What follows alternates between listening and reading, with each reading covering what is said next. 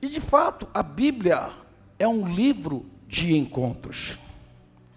Encontros extraordinários, encontros particulares, encontros transformadores.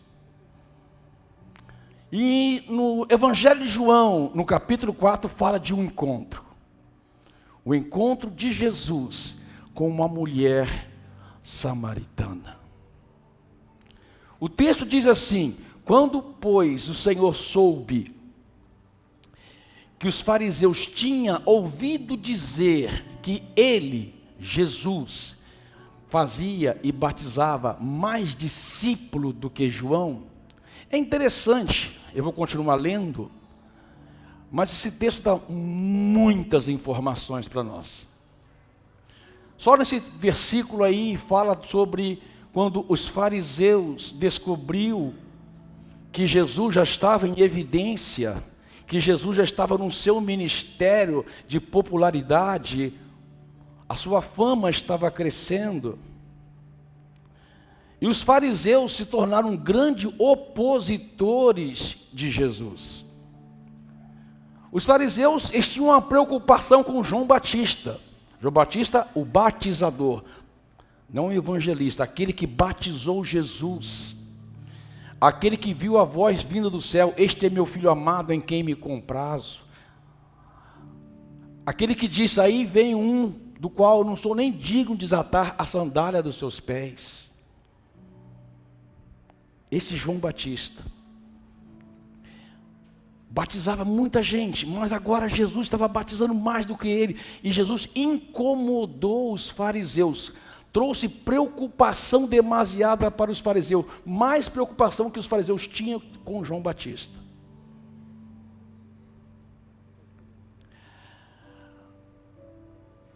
Deixa eu falar uma coisa para você. Jesus nunca foi movido por medo ou por preocupação. Jesus era movido por sinais.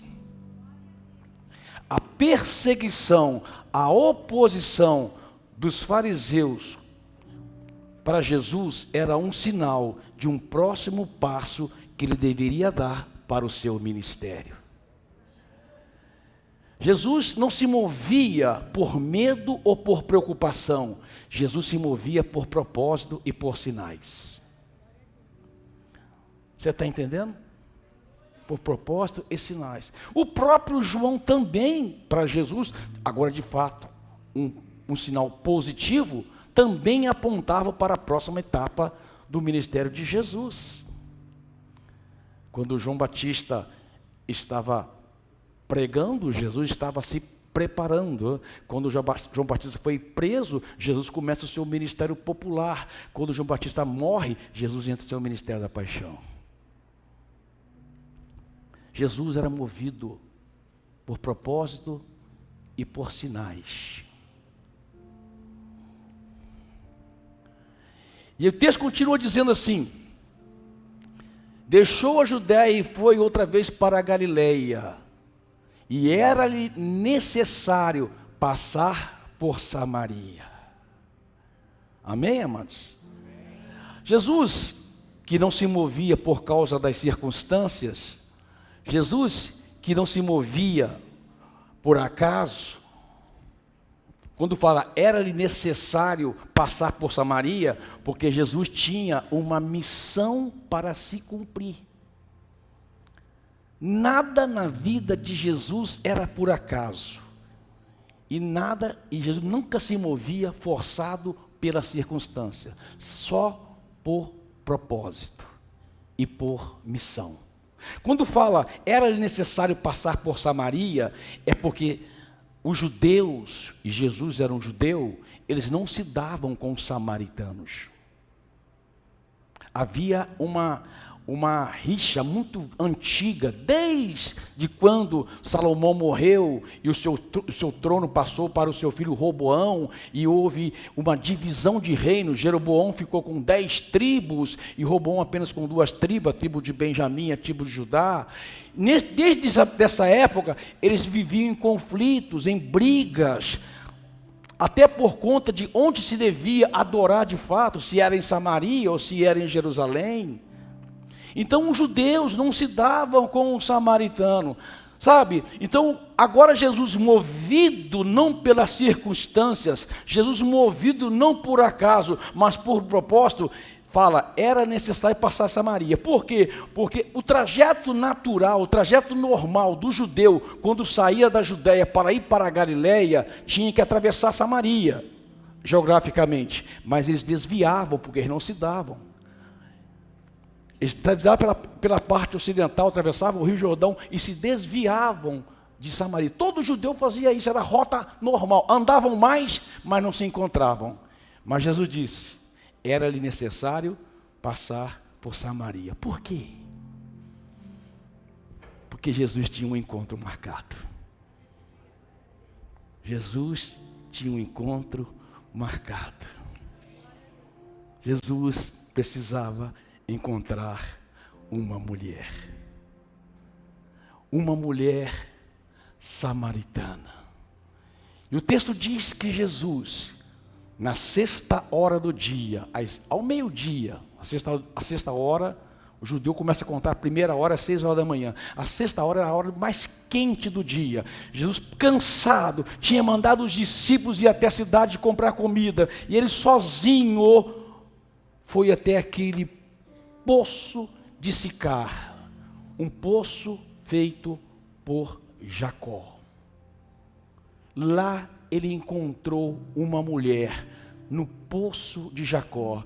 Ele chega para essa mulher, uma mulher samaritana, e começa a dialogar com ela, e fala para ela assim, dá-me de beber. A mulher fica meio assustada e olha para ele e diz, como sendo tu judeu, pede a mim água de beber? Amado, estava lá Jesus, o verbo de Deus, o Filho de Deus encarnado, e o verbo se fez carne e habitou entre nós. A pessoa de Jesus estava ali, junto ao poço de Jacó. Sabe, nada é por acaso.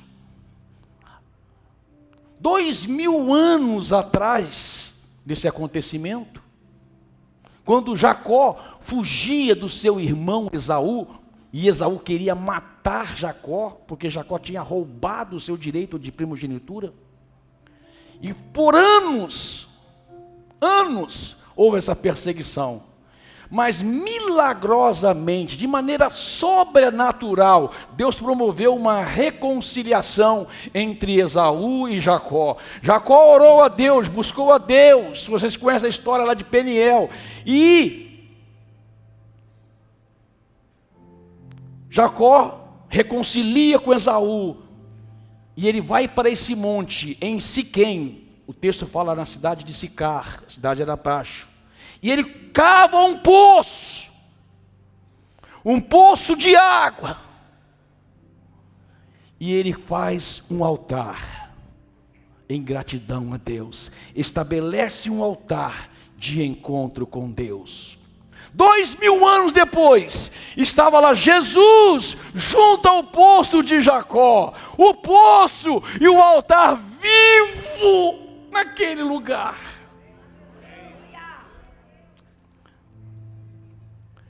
E ele chega para a mulher e pede, dá-me de beber. A mulher fala, como sendo tu judeu, pede-me de beber. E ele fala para a mulher, se tu conheceres o dom de Deus, e quem te pede de beber, tu me pediria, e eu lhe daria a água da vida. A mulher fala, é porventura você maior do que o nosso pai Jacó, que nos deu esse poço? O poço é fundo e você não tem como tirar a água. Jesus responde para aquela mulher, mulher, quem beber desta água voltará a ter sede. Deixa eu falar para você uma coisa, tem muita gente que chega aqui para beber uma água que apenas vai lhe dar uma cura momentânea, um alívio momentâneo, um alívio até na alma e na consciência momentâneo. Quantas pessoas entram aqui, saem emocionadas? Quantas pessoas entram aqui, saem tocadas pela água? Mas maior do que o poço é o altar. É lá que está o encontro. És tu, porventura, maior do que o nosso pai Jacó, que lhe deu esse poço?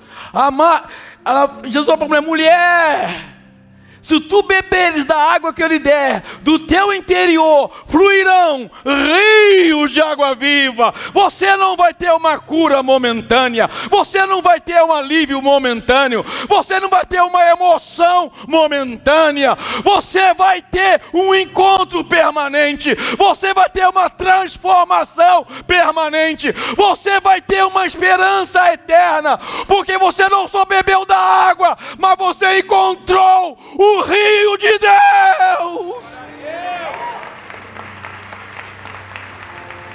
Uau! 2000 anos depois estava lá o altar vivo, o verbo encarnado, junto ao poço de Jacó, para encontrar uma mulher. Era um encontro particular, mas tinha uma missão por detrás dele. Como eu disse, Jesus se move por missão e propósito. Aquela mulher vem e fala para Jesus assim: Senhor, dá-me dessa água viva para beber, para que eu não precise voltar a este poço. Ela fez um pedido para Jesus, e Jesus fez uma pergunta para ela. E é assim que funciona com Deus. Lembra de Bartimeu? O que queres que eu te faça?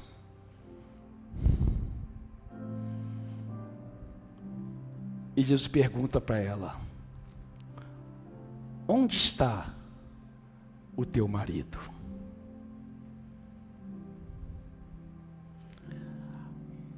Esse encontro proposital tinha uma missão. Essa mulher, deixa eu fazer uma pergunta aqui. Quantas pessoas estão sentadas aqui esta noite, que estão sozinhas? Um marido que está sem uma esposa que está sem um marido, sem os filhos aqui, ou os filhos que estão sem os pais aqui. Quantas pessoas? Levanta a mão, deixa eu ver. Olha quantas pessoas. Quando nós cantamos a penúltima canção, meu coração arde por ganhar vidas para Jesus, arde por esta cidade. E quando vejo pessoas assim, eu quero dizer para vocês que levantaram a mão, e para todos vocês, Deus vai usá-los tremendamente. O testemunho de cada um aqui, de transformação, de cura e de libertação, vai reverberar em toda a sua família. Eles vão olhar para você e de fato vão dizer: esta pessoa teve um encontro com Deus. Aquela mulher não representava somente ela. Aí você tem que entender a Bíblia. No livro do profeta Ezequias, o profeta Ezequias fala que havia duas filhas da mesma mãe, Aiolá e Oielabá. Aiolá, a mais velha, é a Samaria. Aiolabá, a mais nova, era Jerusalém. A mais velha, Samaria, Aiolá, se prostituiu com outros maridos, abandonando o seu marido, que era o Senhor.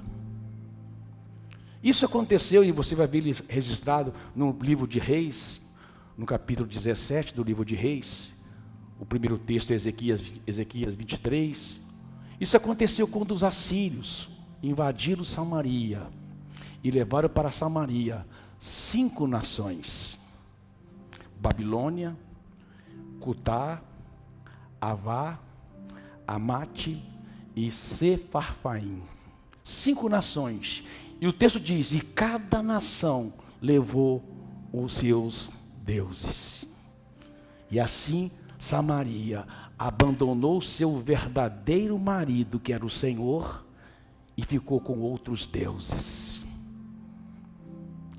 Quando Jesus encontra essa samaritana, ele estava pensando na libertação dela, porque era uma mulher sobrecarregada, era uma mulher triste, era uma mulher que ia ao meio-dia ao poço, porque tinha vergonha de encontrar com outras mulheres, e as outras mulheres apontarem o seu passado. Era a mulher que o passado dela condenava. Jesus foi encontrar com essa mulher para trazer uma libertação particular, mas também libertar toda uma cidade. Quando Jesus fala para a mulher: vai e busca o teu marido, ela fala: eu não tenho marido. Ela diz: realmente você não tem marido, porque 5 maridos você já teve. Aquela mulher representava toda a Samaria. Quando essa mulher encontra Jesus, recebe a libertação, aquela cidade também recebe a libertação por meio daquela mulher que encontrou Jesus. O que eu quero dizer para vocês que levantaram as mãos, que a sua vida, a sua busca por Deus, a sua entrega a Jesus, você, porque está entregue totalmente ao Senhor Jesus Cristo, toda a sua casa, toda a sua família também servirão ao Senhor. Você pode aplaudir Jesus?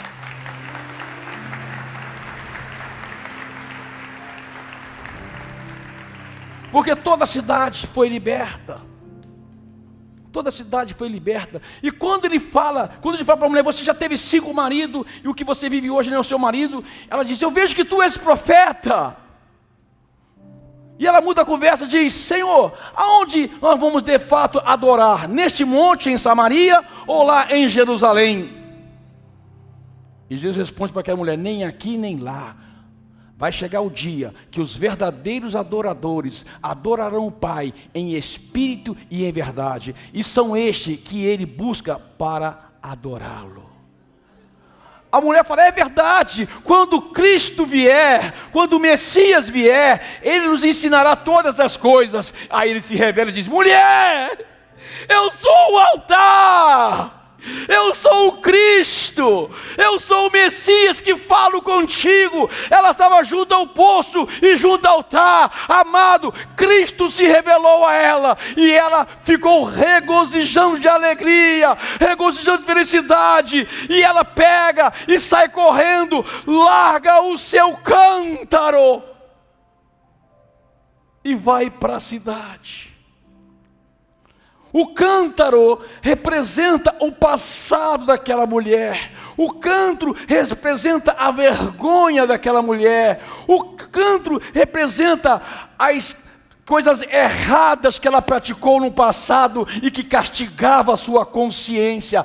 Quando ela deixa o canto, quer dizer: eu agora estou livre do meu passado, eu agora estou livre de toda a condenação, eu agora quebrei as correntes e alcancei a minha total e plena salvação, porque eu encontrei o Cristo vivo e verdadeiro na minha vida. Abandonou o cântaro, a velha vida, para uma nova vida. Aleluia!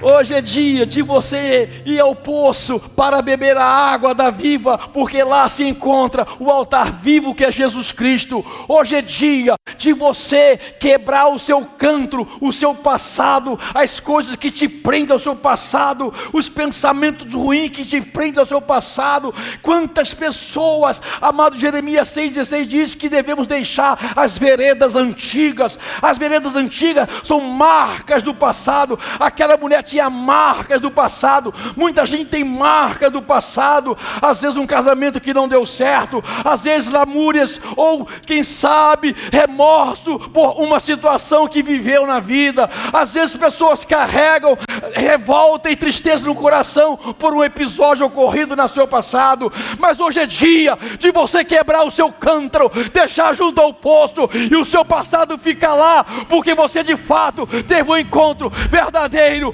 com a pessoa do Senhor Jesus. Aleluia.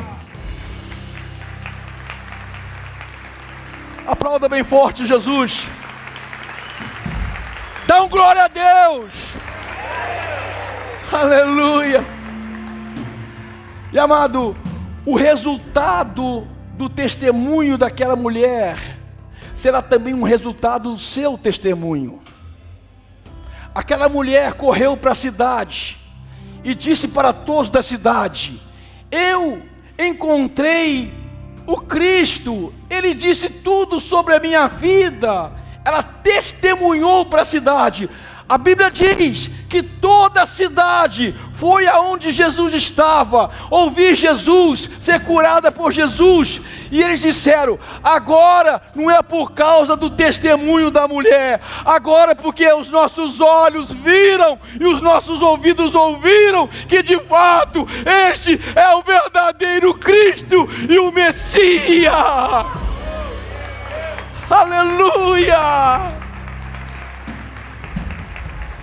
O que eu quero dizer para você, amado, é impossível alguém que encontra o poço e o altar e tem um encontro particular, que a sua vida não é impactada e também é impactante, que a sua vida é transformada e transformadora, que a sua vida é curada e é um canal de cura para outros. Não é impossível uma pessoa que foi ao poço e encontrou com o altar vivo de Deus permanecer a mesma pessoa. É impossível o encontro real com o Cristo vivo e ainda ficar preso no passado. É impossível.